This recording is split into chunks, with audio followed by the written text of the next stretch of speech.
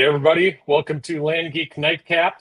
This is your go-to spot for unwinding with a drink of your choice, learning about land investing, talking all things land investing, and we are your hosts tonight. Mark Podolsky he left us alone. I don't know what the deal is. No, I think he'll be joining us here in a few minutes, but we got a killer episode lined up. We're featuring a rock star land investor, Robert Belcher, who went from turning wrenches to turning profits in land, from $400 a month monthly recurring revenue to a 1,500% increase in that monthly recurring revenue, all while working full-time in his job.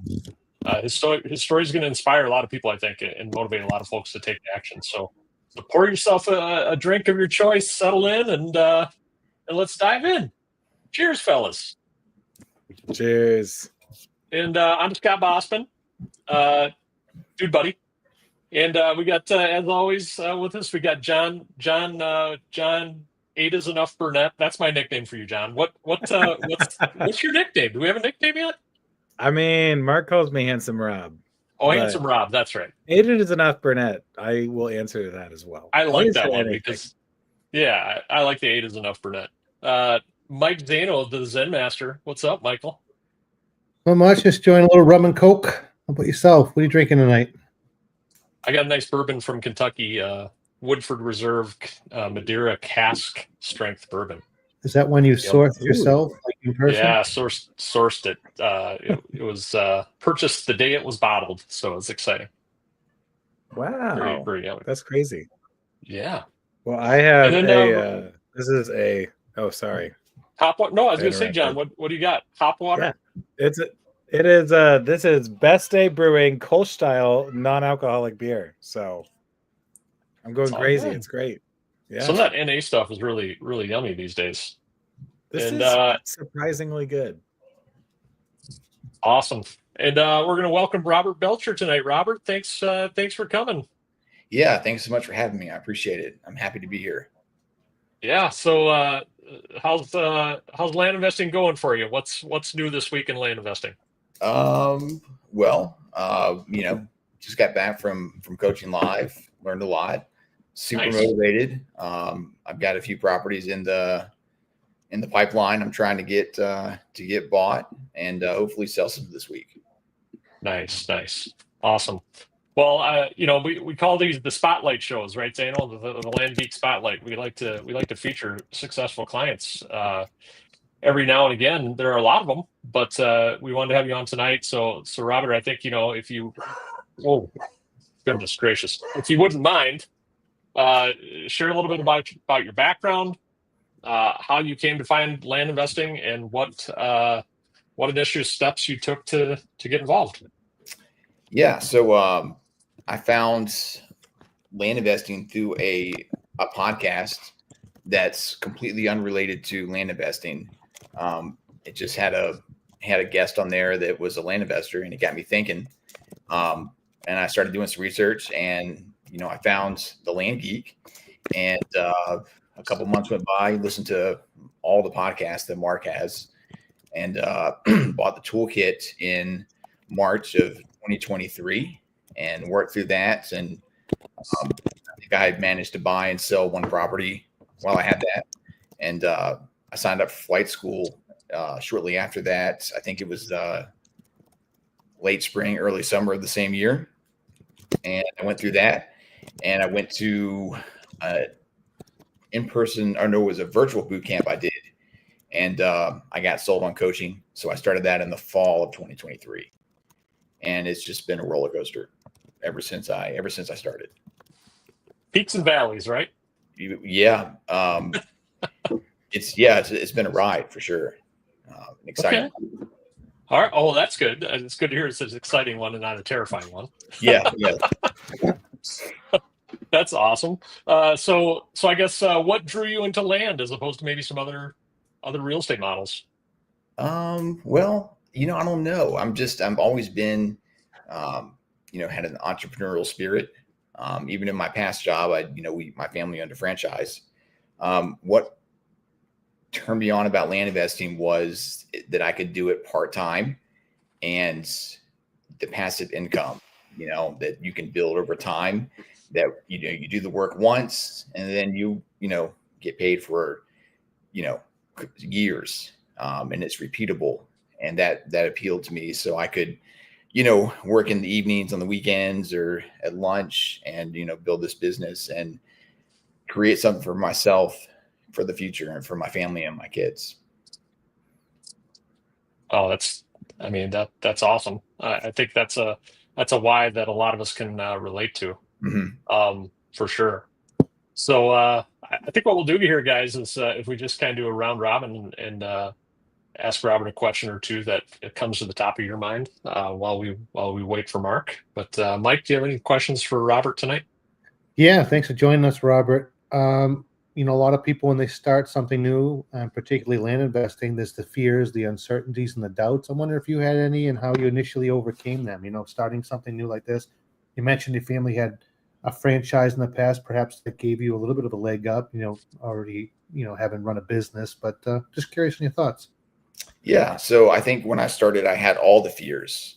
When you find something that's on the internet, you're immediately skeptical, or at least I am. But I think listening to all the podcasts and talking to you when I bought bought the toolkits helped me, get over those fears. And once you start working the business and you see, the steps and the processes, and you realize that you are buying something that is an asset, right? That if everything were to go bad, you still have something that you could sell for a profit.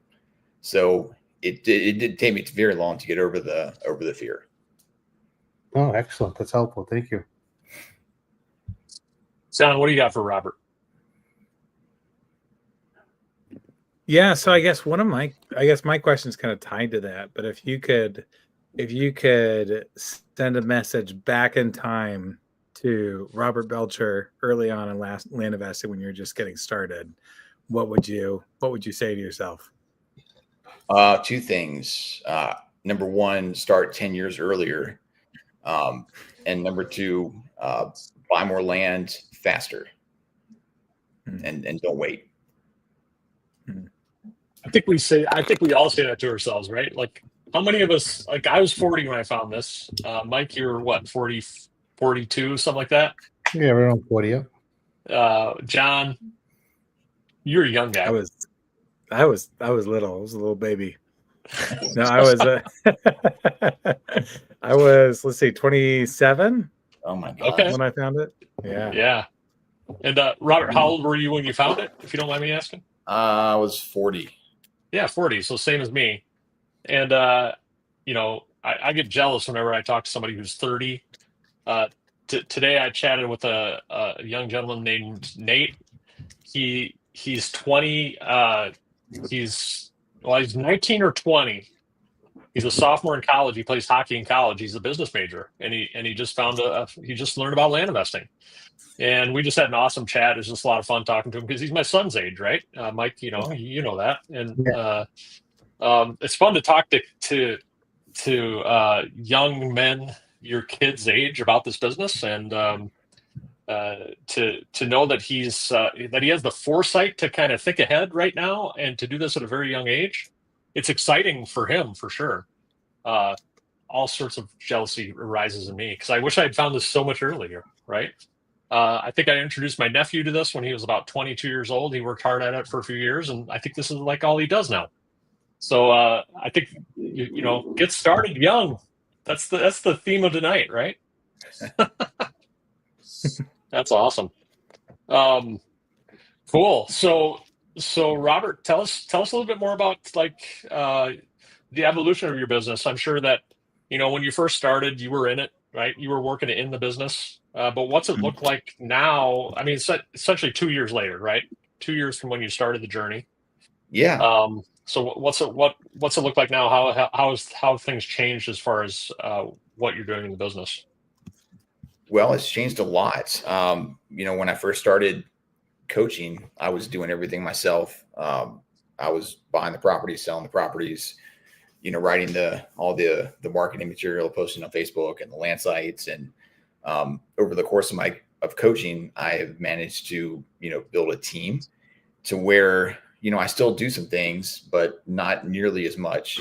And it allows me to still, keep a job and work during the day, and allows my land business to operate mostly passive in the background through the people that I've hired. And that's great for me. So I can keep doing what I'm doing. Well, that's what we hope for everybody, right? That they, Right.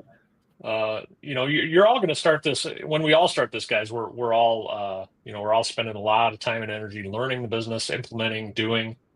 But as Mark talks about in Dirt Rich 2, we want to stay away from creating another job for yourself and becoming what does he call it? The freelancer, the full-time freelancer or something like that. Yeah.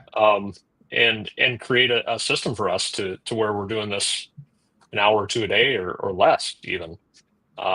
And employing the use of others to do it for us. So that's awesome. And what's your impression on that, Robert? Like, you talked about the passive income. I think what I always tell people is, we need to frame your expectations here. It's not passive overnight. It happens over time.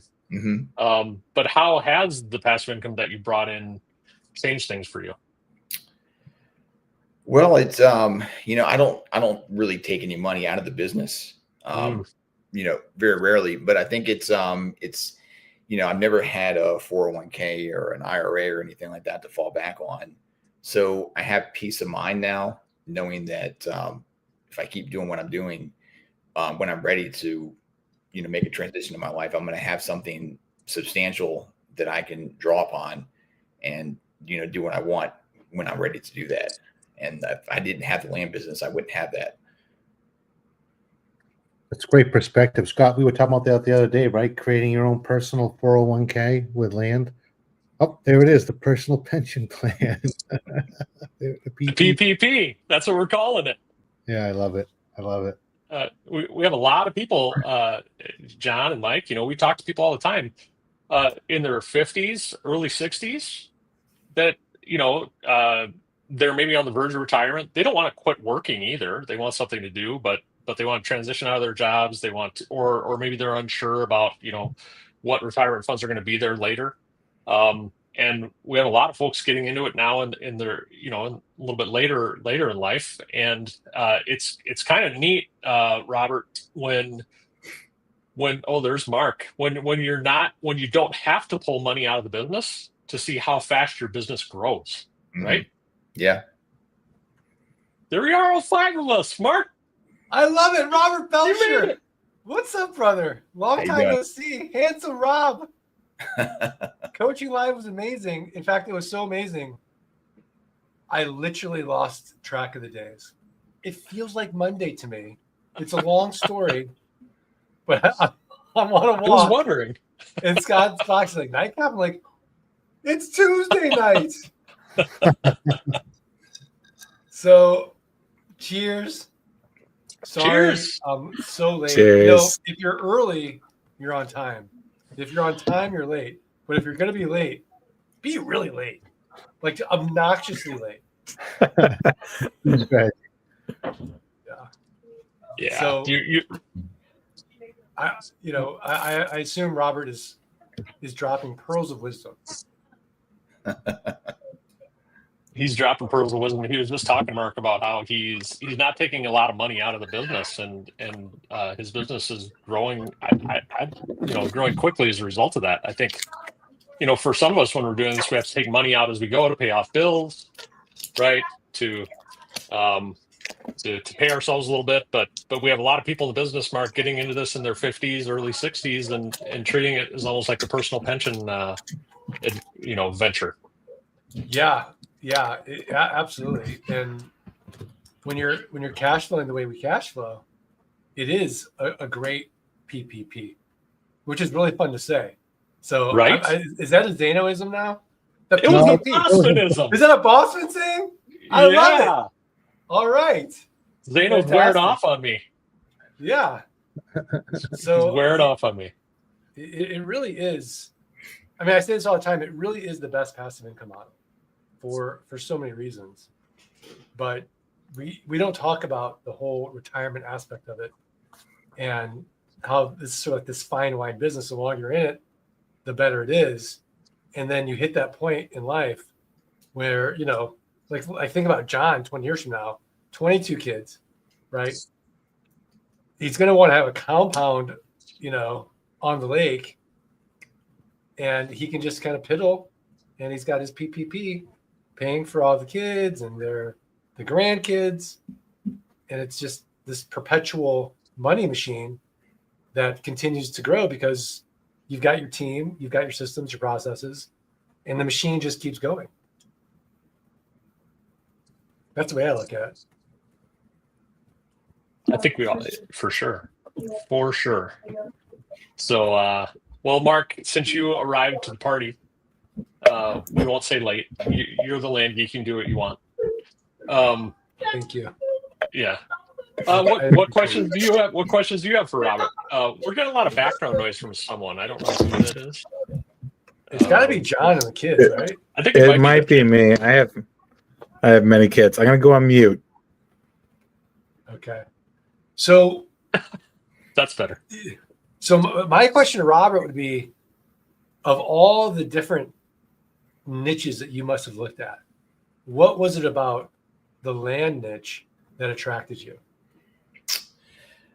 Well, the relatively low startup cost initially attracted me. Like I said earlier, the passive income that builds over time attracted me. I'm an outdoorsman, a hunter, a fisherman, so I'm automatically attracted to land because that's what I like to do. So it was fun for me because I like to look at parcels of land and topography and all those things. So that attracted me. And honestly, really, all your podcasts were attracted me because they were so motivating and inspiring. Yeah, and be honest, it won't hurt my feelings. Was there a point in the podcast where you were just like, Mark, I'm sick of your voice? No, I haven't gotten there yet. I still listen to them all when they come out too. So, okay, I appreciate it. That makes sense. I mean, that's pretty cool that he's still listening 2 years later, because most of us kind of fade away with the podcast. Yeah, I mean, now that Nite Cap is going, like that is now it's going to be way more fun.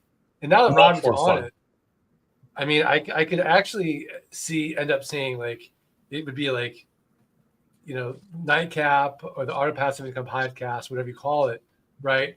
And then Joe Rogan, and then you know, All In with Jason Calcanis. So I see that actually as our trajectory. And for sure, you guys, you heard it here first. That was my prediction. I mean, you believe it happens, right? Yeah, absolutely. Because we have the thing everybody wants. Everybody wants freedom, right? I mean, sure, Joe Rogan's entertaining. It's you know, it's edutainment, sure, but it's not going to make you wealthy. You pick. All very true. You know, so absolutely. I have a lot of questions for Robert, but I don't want to take you guys' thunder. I think you know, because it's Nite Cap. Like, what's Zeno drinking? What are you guys all drinking? Yeah, rum and Coke tonight. Very traditional. Nice. I'm having the bourbon. Actually, I switched now. I had one bourbon, and now I'm on to my beer, and that's it tonight. That's all. Oh, respectable. Yeah. Oh, John's on mute. John's getting hot water. There we go. Or I've no, got ZNA beer. No, this is a fake beer. It's a step above hop water. I need something a little stronger. So it's great. It is a Best Day Brewing Kolsch style non-alcoholic beer, and it's delicious. It sounds delicious. Yeah, Robert, what are you drinking? I've just got some water beside me. Cheers to that. Clean living. Yep. Clean living. Fantastic. So have you guys asked him what his craziest deal's been? No, we haven't gotten any deals yet. Oh, okay. Again, I don't want to steal the thunder.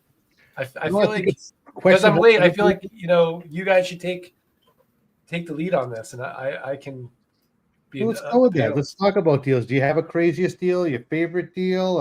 What stands out? I guess craziest deal is I had a property that I sold to somebody in Arkansas, and maybe I didn't do the best job of telling them they couldn't live there. So that's what they did. And they wreaked havoc in the area to the point the neighbors called me and complained about whatever they were doing. And it ended up, with somebody trying to sue me over them getting bit by their dog. Oh. So, I just ignored all the emails and I think it went away. But Nice. he also stopped paying, so he defaulted. Yeah. But that's a gift. Previous deal. That's crazy. That's the craziest deal. Yeah. Wow. I think we all experience. So the first thing is that rarely happens, right? Like Yeah. one deal out of every few hundred, you might have an issue, and then one deal out of every few hundred other ones, you might be biting your nails a little bit. Like they're just no emergencies. But I think what that probably taught you, Robert, because the same thing has happened to me, is now we establish boundaries with our buyers, and we just say to them right from the beginning, you can't live on the land until the land's paid off, right? So Yeah. it probably helped you become a better land investor now because you're establishing that from the get-go. I added it into my contract the very next day. Yeah. Yeah. No, I'll let them use the land. Yeah. But not improve, build. I mean, they can't build anyways legally. But that's camping, visiting. That's all good. Yeah. Camping's fine. Rattlesnake hunting, no problem. Pig hunting. Pig hunting, sure. But just no tiny homes or structures, that kind of thing. So that's the craziest deal. What's the best deal, Robert? The best deal was property I got off of Mailer. It was a 20-acre property in a county that you usually don't get lots that big. I ended up having to chase it for, I think, 6 months while she kept changing her mind. I finally got it bought, and I sold it for really good margins. So, and it sold really quick. So it was worth the time invested. So 6 months in, it must have been a good deal. Yeah. As soon as she responded, I immediately wanted it. And she was initially good to go, and then she backed up and wanted to wait until the snow thawed or something like that to go see it one more time. And I just kept following up every month or so, and eventually she finally let me have it. Yeah, I think that's key with the follow-up. I remember having a deal that I wanted, and I just kept every so often checking in, and it happened to be around tax time. The guy's like, you know what? Normally I wouldn't sell this, but I just got my tax bill, and your timing is good. Let's do it. And so I think that's a great point. The continuous follow-up. There's time, and that's why we continually mail the same areas over and over again, right? Because there's always going to be that time where someone's mind changes, that something happens in their life, and we want to be present in that moment. So I think it's a great point. Yeah, persistence beats resistance. There it is. Yeah. Oh. Yeah. There it is. That could be a Zenoism or a Bossmanism. I got nothing tonight. What about a Burnettism? I don't qualify. A Burnettism. I mean, yeah. What would be a Burnettism? I don't know. I mean, I've had about one Bossmanism on these podcasts ever. So, I mean, Mike's way ahead of us. I think the PPP is going to live on for quite some time. That's definitely a Bossmanism. No, I actually did. I need to give credit where credit is due. Someone did say that on a call one time, and I said, "Can I steal that from you?" And he said, "Yes, you can steal that from me." And then when we say What? Say we're going to say PBR. We're not. It's not. No one's going to throw you a beer. It's no. It's persistent. DPP me ASAP. PPP. Yeah. Not pass through ribbon. No. Persistence beats resistance. Persistence beats resistance. I gotcha. Yeah. Oh, I like that. Absolutely. I'm curious. What would be the time, Robert, where you really felt like, yeah, this is going to work out? Was it your first deal? Like when did that transfer of confidence come? Was there a moment you could think of when that happened? Yeah, it was right around the time I sold my first or second property. Okay. That was the proof of concept that got me going with the rest of the process. If I could do it once with minimal education, I could do it hundreds of times with more education. Yes. Mark always talks about that, right? Rinse and repeat. If you can get one done, there's really no limit, So, well, that's awesome. Yeah. What's your education track? Toolkit, followed by flight school very closely after, and then coaching shortly after that. Okay. How long did you spend in the toolkit?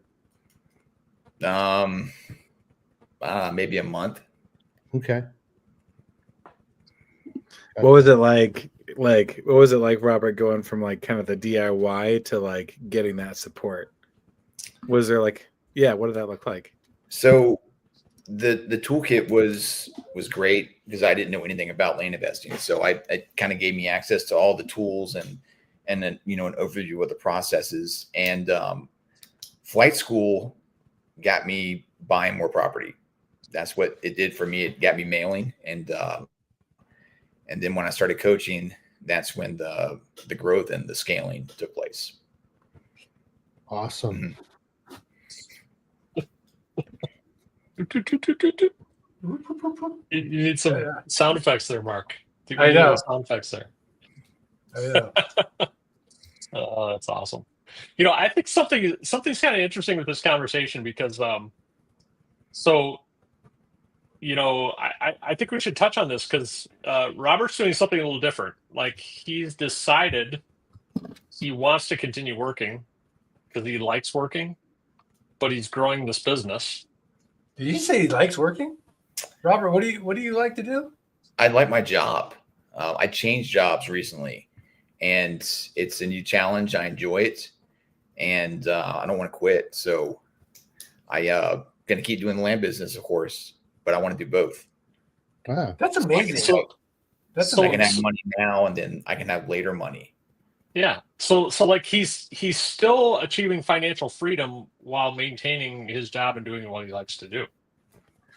That's fantastic. And there he is building the PPP. That's the whole. Yeah. That's pretty awesome. You got this firebox. Everything's just combusting. It's all fueling itself and growing and all the time. Mark, you say it all the time. You don't have to outsource something that you love. In the same token, you don't have to quit your job. You can just just have extra money, have extra security, have more wealth, or have more sense of peace of mind, or whatever it might be. No, absolutely. Our big joke is when you get your intake manager and you get that first taste of freedom, that colors are more vibrant and food tastes better. But I think that once you have a certain level of passive income, your energy is different when you're going to a job because you really don't have to put up with anything that you don't want to, and people feel it. Like that power dynamic is gone. And so it's great when you love your job, but every job has its, the who moved my cheese kind of thing. And then when they do move it, you're like, no, this isn't the way it's going to be because I don't have to do it. And they're like, oh, okay. And like everything kind of changes. It's a very different feeling when you don't have to do it, but you want to do it. Kind of like Bossman and PT. Like he likes to go in, but he doesn't have to. Robert, do you feel that way? I do. The land business allowed me to switch jobs and kind of take a leap and take a chance that I wouldn't have done had I not had something that I could fall back on if I needed to. So it did allow me to pursue another opportunity that I've turned out to enjoy. That's amazing. Okay, let's play a game. All right, let's do it. All right, all right, Burnett. One of his kids, right? One of the 22 Yeah. goes, gets their degree and goes to work for Clorox or Procter and Gamble, and they're in a little cubicle and they're doing their thing, and they call up Uncle Robert, and they're like, "What's your advice? What should I do? What would you do?" Granted, of course, they could ask their dad, but let's just pretend that they're in that phase of life. They don't want to listen to mom and dad anymore. They want to call Uncle Robert. What would your advice be? How old are they? Well, they're very young, but we'll assume in this scenario that they're like 22, 23. Oh, well, I would for sure tell them to listen to some Landgeek podcasts so they could, start at a young age and create some financial freedom for themselves early in life so they could make some massive changes and things that they wanted to do. Okay, same scenario. They're 40, midlife crisis. Oh, well, same answer. Just had to do it quicker. Okay, I like it. How about fashion advice for Zeno? Am I the only one distracted by the shirt? Because you got the busy pattern plus the tat sleeve. Yeah. What would your advice be on that?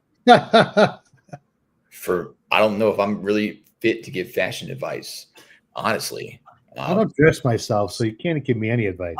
I was just gonna say I'll give some fashion advice, or actually I'll be careful giving fashion advice because Laura addressed him, Mark. No, and Laura's amazing. She's amazing. So it's an amazing shirt. But I can't really help amazing. wonder what Bossman's wearing. Is that some sort of Star Wars thing? What do you got going on there? No, this is my favorite shirt from PT school time. It's my anatomical skeleton. Actually, have you guys ever been to the exhibit Body Works?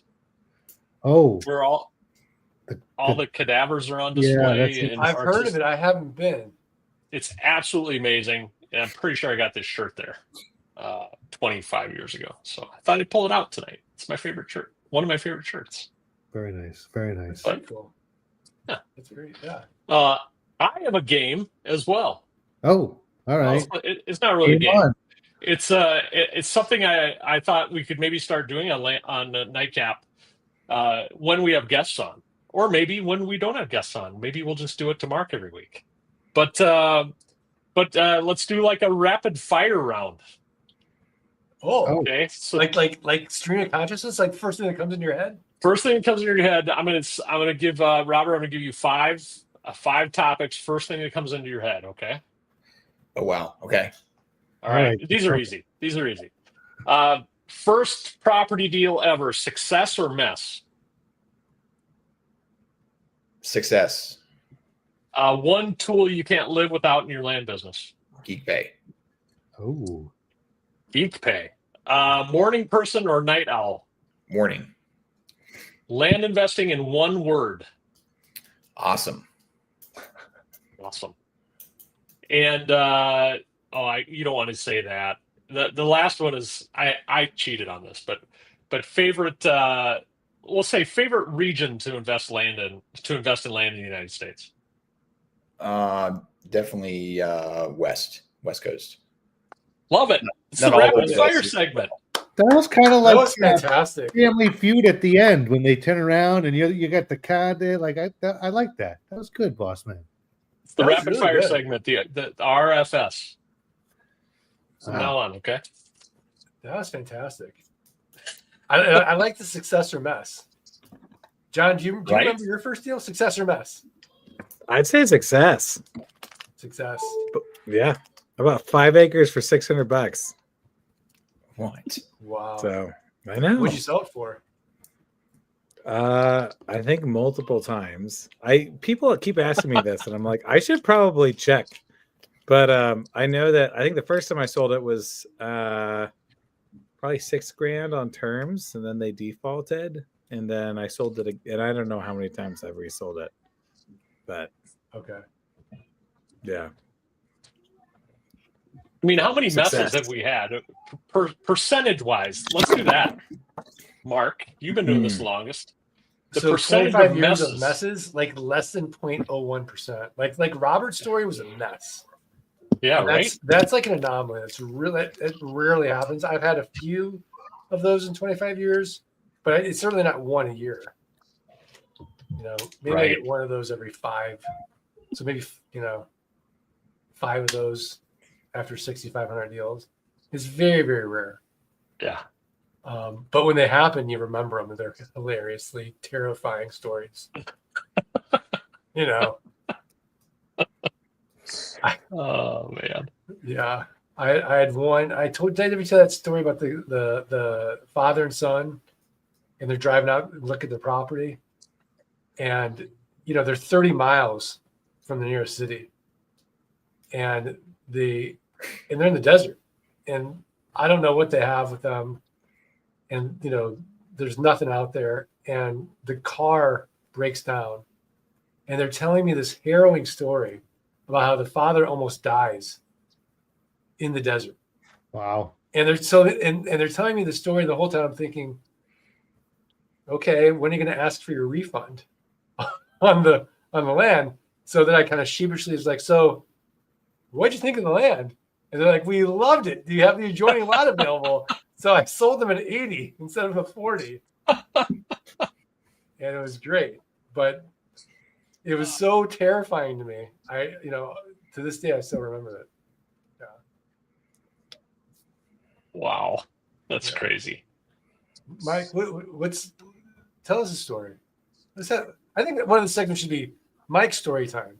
That's Well, like the East Coast people should be getting ready for bed, and they put on Nite Cap, and it's like, oh, let's just hear this soothing story of land investing and freedom and passive income from Mike Zeno, the Zen master. I don't know. I was just thinking when you were saying that, my buddy Jeff, Jeff Axon, he had a process years ago. He bought a landlocked property, Mark, right? Right. And so he had this guy go look, and the guy calls him up. He's like, asking him what he can do on it. No. He's like, then the final guy's like, can I dance on the property? Yeah, you can dance on the property. That's allowed. He sold that property too. And I think you sold these, we try to not buy these landlocked properties, but even they sell. Yeah, they all sell at the right price. Right. They all sell. There truly is a pick for every barn. Now I say that, but let's fact check me. Robert Belcher, is that true? Yes, I haven't managed to get one I can't sell yet. Okay. By the way, did you Yeah. like how I did that? Sort of like big head, little voice. That was good. I like that. I like that. Big little voice. little head, big voice. It's a new segment. The new segment. Big I head, love little voice. Little. This is Oh the my training you're God. taking. You're always developing yourself. Have you been studying with somebody, helping your own course. team presence? Absolutely. Yeah. Yeah. This is all, curated. Years of hard work. Years of hard work. Absolutely. For sure. John, have you ever been stuck with a piece of property? There were some lots that I bought and they had legal access, but they didn't have physical access. And it took me a while to sell them. I don't know, but they sold, right? They did sell. They did sell because my thought is generally for me, when I sell property, it's for recreation is one thing, ability to build, at some point is another reason, and then a third is investment, right? And so if I've got all three of those present, then it's an easier sell. But even if I just got that investment piece and you can't really use it to recreate, you can't build, it's still a finite asset, right? It's something that's tangible. It's something that's actually there. And so it might take you a while to find somebody who's just looking for some kind of a tangible investment, but you find them, right? And they sell. No, 100%. And so I'm on the mountain and I'm hiking with Robert, and this beautiful petite blonde woman comes up to me, And she's like, "Hey, I'm Amy. I'm Robert's wife." And I was like, "Oh, nice to meet you." And the whole time I'm thinking, you know, do you like the land business? So Robert, tell me the story of like, because she wasn't in coaching live all weekend. Like, what did she do? And then how is she supporting you in your business? And what did she think when you're like, "Oh yeah, honey, I'm going to buy dirt and I'm going to flip it and I'm going to make a cash flow"? My wife is skeptical by nature. So anytime I want to do something, I have to talk with her about it, and I have to convince her of what I'm doing. And she's used to it because we've been doing that the entire time we've been together with me, asking her, can I do this? Yeah, she gave me permission, and she didn't stand in my way when I did flight school or when I did coaching. And she's encouraged me the entire time. And to this day, today, she still encourages me and checks in to make sure I'm doing what I'm supposed to do and selling properties. And when we go to Scottsdale, she likes to get a nice Airbnb and rest and shop while I do the coaching live experience. That's fantastic. That's fantastic. Here's to the wives and significant others, right? To the wives and Partners? significant others. Here. Yeah. Behind every great man, there's a woman, a loving, supportive, caring woman. Scott, do you know where I'm going with this? I'm waiting. I just wait. I'm not even gonna say it. Oh man. But I know that you know a little inside baseball there. Oh goodness gracious, Robert! I have a question for you. Sure. So you've had good success in the land business for 2 years. Mm-hmm. Your land portfolio is growing. Your personal pension fund is growing. Where do you see yourself in 5 years? Like, what does life look like ideally 5 years from now? Well, I hope I'm still doing what I'm doing on a day-to-day basis, and maybe the land business has taken over some of my personal expenses, like paying my mortgage or something, so I can have a little bit less stress in that part of life. And hopefully it's 5 times or 10 times bigger than it is today. For sure. Yeah, it's powerful when you can replace a mortgage, right? Yeah. With and you could probably do that now, but again, you mentioned you're leaving it in the business to grow it more quickly. I want to make it go as fast as I can. So the more I leave in there, the quicker it goes. Yeah. But I think you'd be Robert, well positioned here in a few years. Yeah, for sure. I've got a question, Robert. So one thing that I think can be challenging jumping into the land investing business is when you're not dependent on it for your day-to-day just living expenses. If you don't work on the business on any given day, like everything's in kind of okay, right? Like you still get paid, you still have food on the table. So like how for you do you stay motivated and keep pushing forward and not allow things to kind of trickle off like that? I'm still really interested and in love with the business. So I enjoy working on it, on any aspect I'm doing, whether it be marketing or buying or selling. And also I'm super competitive. So if I start something, I can't let it fail. I have to see it all the way through. So I wake up in the morning, I write down what I'm going to do for the day with my day job and my land business. And I make sure before I go to bed at night, it's done. So I make sure that I keep being successful. That's awesome. I love that. Yeah. What's your favorite part about coaching, Robert? Who's your coach, and what's your favorite part about coaching? My coach is Charia. Favorite part about coaching is probably the help I get with my mindset and the way I think, and helping me to think bigger instead of smaller, and to get rid of the fears of like taking money and having to pay it back, because that's scary. She's helped me get over that. And also, she's super techie and I'm not. So that's also been a super big help. Yeah, Tari is a gem. She really is. We're very lucky that she's giving back and not just, doing her own land business. Yeah, for sure. And coaching. That's amazing. That's amazing. I feel like I want to ask Mike more about the shirt, but I think we should just keep asking Robert questions. Oh my god. Yeah, the shirt's nice. It's a nice shirt. We gotta have the Harrises on. Wait, Mike, you're on mute. Let's get them both on. All right, I admit it. I dressed There it myself is. today, and that's why I'm wearing this funny shirt. Oh, There it There is. it is. There it is. Dragged it out of me. All these years, I've never seen that shirt. She gave me a look and everything today when I'm like, what? Well, it's from 1990. I'm just cleaning out my closet. To my defense, I really don't know where all my clothes are, so I just went in and grabbed something. I didn't know. You don't know where your clothes are. Well, not all of them. Like they're in they're little spots for everything. It seems, they're all organized, but I don't know the way of the organization, so I just kind of reached out. Oh. No, I like it. But, getting back to Robert and then mindset, because I'm so distracted by mine.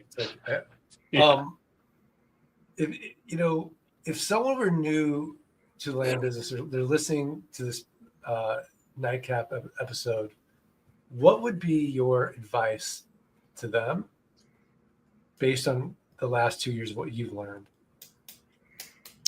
I would say that as long as you follow the model and buy properties at the right price, there is no reason to be scared or timid. As long as you follow the steps, the process works, and anybody can do it. You don't have to be special, because there's people out there that will help you do the things that you're not good at. Yeah, absolutely. What do you think about the community aspect? I mean, let's just pretend John's not listening because he was actually at Coaching Live, unlike Scott and Mike. But Ouch. you guys were missed. It's like you were there. You were there in spirit, and you guys will be at the Dirt Ridge Summit. We'll wait the next one. Yeah. So talk a little bit about the community and what that is like. The community is great. I'm a pretty big introvert, so social conversations aren't my forte. But people still come up and talk to me and check on me, email me about how I'm doing and offer support. And that's not something that I'm used to. So the community is great, and everybody has an abundance mindset and wants to help one another. And I think that's very valuable. Yeah, no, so true. I think I was just saying, Mark, Robert hit something, all right. He gave a pearl of wisdom when he said he sets a list and he gets it done each day. I think sometimes people try to do too much, or they think that, but if you just do a little bit each day and you get it done, I think that's a real recipe for success. And that's something that, you pointed out, Robert. You set your tasks for the day and you get them done, right? And it's amazing how much that can cause in terms of growth over a long period of time, just setting those small daily tasks and getting them done each day. Yeah. If I don't write it down, I'll forget. So that's what I do every morning. And Robert, when you're writing it down, are you putting it on a digitally, or are you putting it in a calendar? Are you doing a notepad? No, I actually have a planner. I don't know if you can see this or not. It's Grant Cardone 10X planner. And it's got a thing in there where you can write down your goals and your tasks and your successes for the day. And I use it every day. I've got like 6 of them. I love it. You actually had Grant on your podcast years ago, didn't you, Mark? I did. And it's funny because on that podcast, I was kind of hazing him about exactly what Robert was talking about, writing down his goals. No joke. And he was like, all right, let's race. you type it, I'll write it. And he showed me, he's like, writing was more effective and faster because, I was sort of projecting onto Grant that I don't like my own handwriting. And I'd rather type it. He's like, this is better. So it was cool. That's awesome. Yeah, that was on the Best Passive Income Model podcast. But Ages ago. Ages ago. Yeah.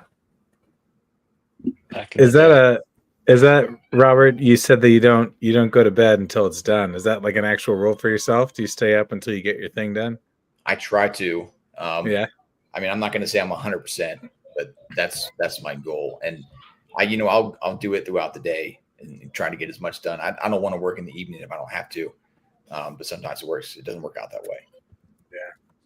Yeah. So of all the habits or all the because that kind of makes me think of James Clear and Atomic Habits, which one would you say that you write down moves the needle the most for you?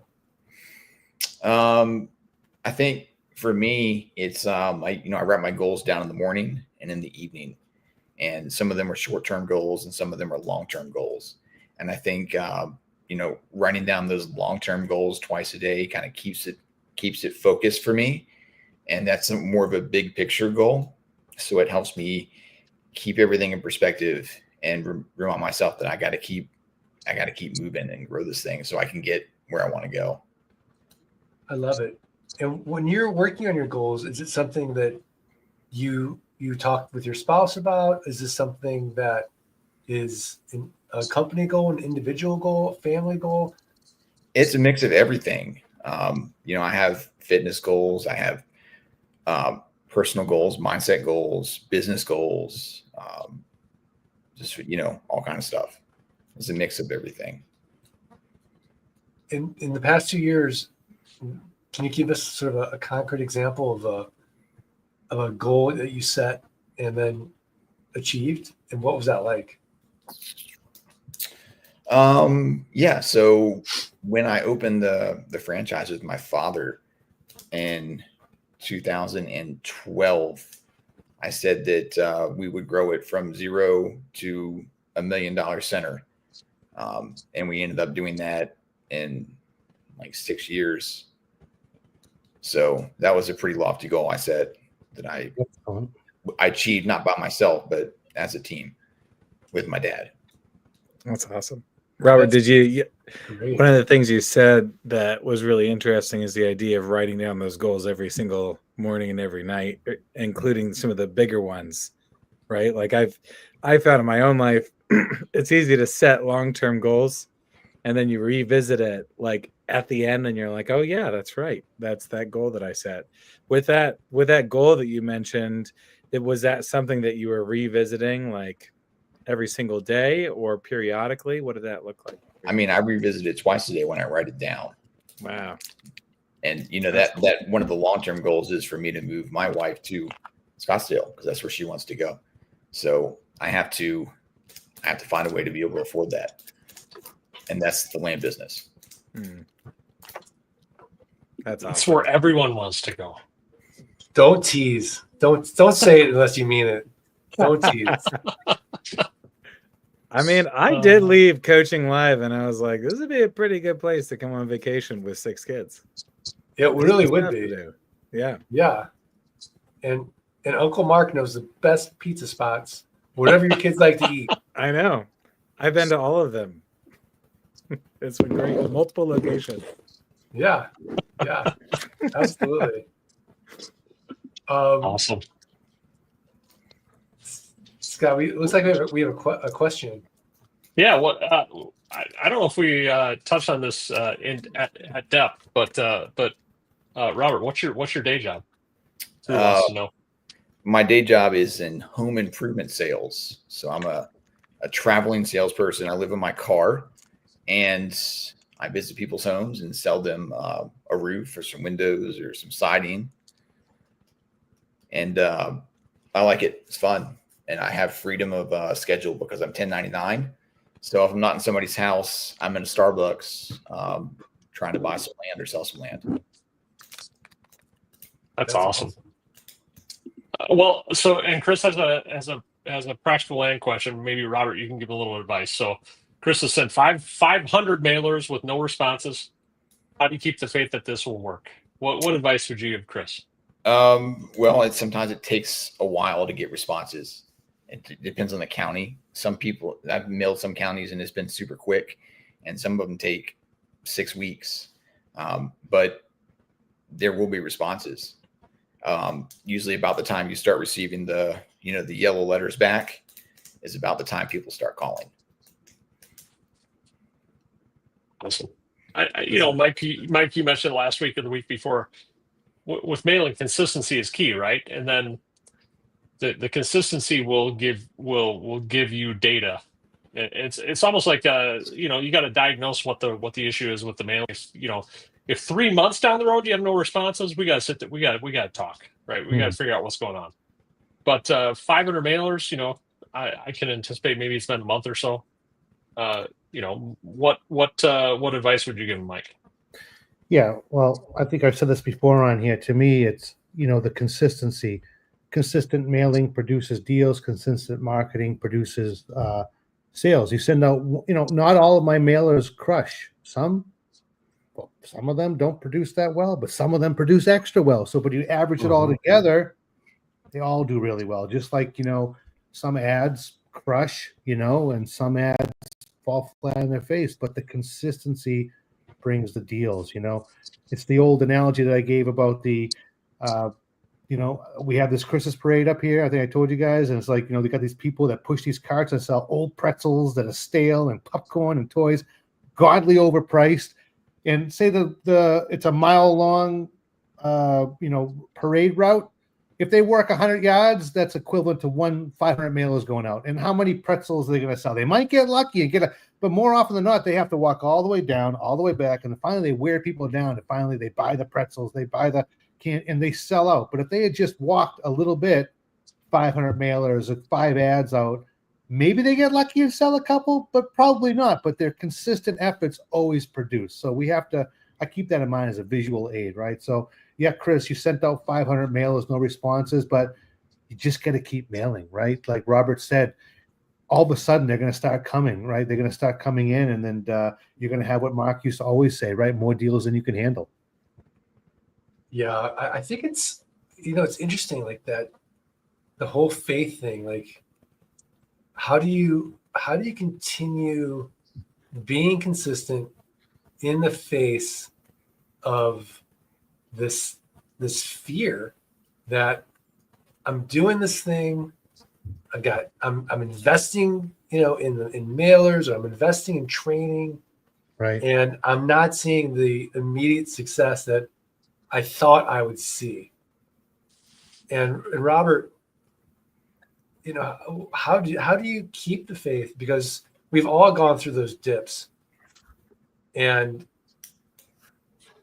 intellectually, like, I know Mike is right. Like, I just head down, consistently keep doing it, I'm going to come out of the dip. But there is that feeling of like, oh, maybe something's changed and I don't know, or like, how do you keep that faith? Well, I mean, when you mail, yeah, some things do change, and sometimes prices go up, and maybe you didn't offer enough. But I look back at the community and I see everybody else having success, and selling properties, buying properties, and I know that if I just keep doing it, I'm going to be there too. So if I send out a mailer that doesn't hit, then it doesn't hit, and I'll just send another one and try something different, maybe adjust my pricing, or adjust the area of the county I'm mailing in, or something like that, just to see a small change will shift it the other way. I love that. Do you guys feel like that's sort of the power of that community? Like that Jim Rohn idea of like you're the average of the 5 people you hang out with the most. So if this community, you're hanging out with these people and you see, handsome Rob's closing deals left and right, I can too. Maybe not as many as him, but eventually I'll get there. I think the community is huge. I think that what Robert said. You lean on the community. You're surrounding yourself with people who are having success, who have also struggled, and that gives you that's where the faith comes from, right? That these people have gone through that as well, and it's believable, it's real, and it's relatable, and you can push yourself through that dip knowing that you can come out on the other side like everybody else did as well. And I think it's important too, like, you send out 500 mailers, you don't get any responses. And you look over at this guy, he sent out 500 mailers and they're starting to come in. It's important to not be overly comparative, right? Like, everybody's on a different journey and they're doing different things, but you can talk to people who sent out their 500 mailers and they didn't get any responses, just like you, right? Like, other people have been through the same thing. And then it went gangbusters, right? And so you want to be in the community, not worry about who's getting further, faster, or anything like that, but just continuing to push forward. No, 100%. I mean, if you're going to compare, just compare your shirt to Mike's, and then you get a little dopamine hit. I think I'm going to wear odd shirts every week from now on. I mean, I think I definitely won the shirt contest tonight, for sure. Yes. I think Robert, being our guest, should really be the one to judge. Oh, I mean, sure. Well, once again, not being a king fashion, I think everybody looks great. There it is. Oh man, there it is. Politics. But I'm definitely going to have a crazy shirt each week now. I think it's a great little team. I'm going to look for. I'm going to see what we're going to talk about next week here. Let me look at the Nite Cap agenda. We're fancy now. We have we have an episode agenda and all that stuff. Awesome. Yeah. And Robert, thank you for coming on tonight. I think it's really, helpful for people to hear, just your story and, what you're doing and how you're approaching it. I think it's unique. I think that it's inspiring and certainly helpful to people out there who are considering like, hey, maybe I'll do this. And then, you're relatable. Maybe they relate to me or Scott or Mark or John, or they relate to you. So the more people they see, the more diverse people they see doing it, the more that, we're going to help other people take the step and make some big improvements. I appreciate you having me. I was excited when Scott asked me to come on. All right. Yeah. Thank you, Robert. Thank you, Robert, very much. It's inspiring, for sure. We'll have you on again sometime. And next week, this is good. This is a great topic. Next week, we're going to talk about the beginner's roadmap to getting your first sale. Oh, nice. That'll be a really great topic next week, I think, for getting newbies to their first deal. So, I love it. By the way, Robert just private messaged me that he likes my shirt best. So I'm just gonna. Yeah, I mean, honestly, Sorry, Rob. Yeah, I don't think Robert would do that. I feel like the that third grade kid that's like, you're making fun of the, like when you're like you're like teasing the kid you like, right? Like kids like when they tease each other, like, oh, they really like them. So I think deep down, like I'm just very jealous that I just couldn't pull off that kind of shirt. So. Oh man. All right. We should have a crazy shirt. We'll have a crazy shirt night next week. Should we have a crazy shirt night? Mike, you could wear that one, and we'll all wear some. I'll wear a blue T-shirt. It's crazy. Yeah, I'm getting nuts. That's nuts. Are you embracing that minimalist? Where you just have certain color shirt, so you don't have to have that decision fatigue, Mark. Are you doing that? Yeah, 100%. Yeah. Okay. Yeah. I have like 10 black T-shirts, and I have to think about it. It's great. I do have like one. They're like comfortable. So I don't have decision fatigue because I delegated it.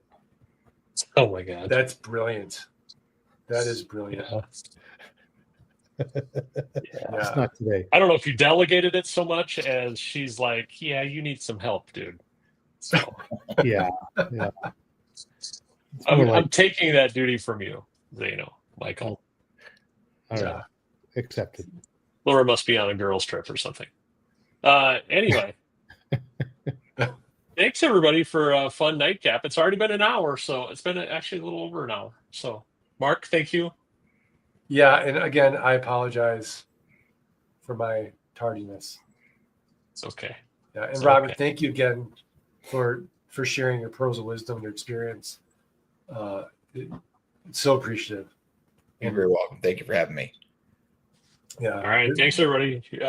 Mark, let freedom ring. Let freedom ring. Let it Cheers. ring. Night, everybody. Good night.